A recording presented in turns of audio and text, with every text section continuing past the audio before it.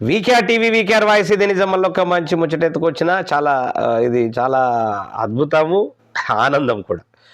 తర్వాత బుర్రకథ అనేటటువంటిది ఈ మధ్య కాలంలో బుర్రకథకు క్రేజీ అనేటటువంటిది లేకుండా పోయింది. ఆయన ఇప్పుడు మాత్రం ఒక గ్రామంలో జరిగింది.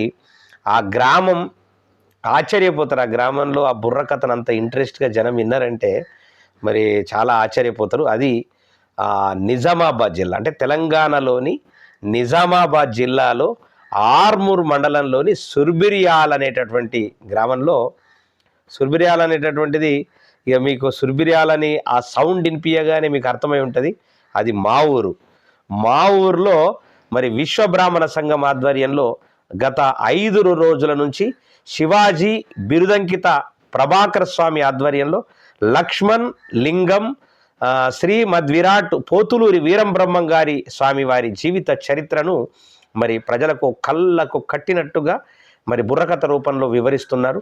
మరి సమాజంలో అంతరించిపోతున్న ఈ కళలని ప్రోత్సహించినటువంటి అవసరం ఉందని సంఘం సభ్యులు అంటున్నారు. మరి ఈ కార్యక్రమంలో సంఘం సభ్యులు ప్రజలు పాల్గొన్నారు. మరి మేము కూడా ఏమంటున్నామంటే, నేను చాలా రోజుల నుంచి కొట్లాడుతున్నది అదే, తెలంగాణలో ఉన్నటువంటి అంతరించిపోతున్నటువంటి కళల్ని గుర్తించవలసింది ప్రభుత్వం. గత ప్రభుత్వం గుర్తించలేదు, కానీ ఈ ప్రభుత్వం అన్న గుర్తిస్తుంది అనేటటువంటి ఆశతో మరి మేము కొట్లాడుతూ ఉన్నాం.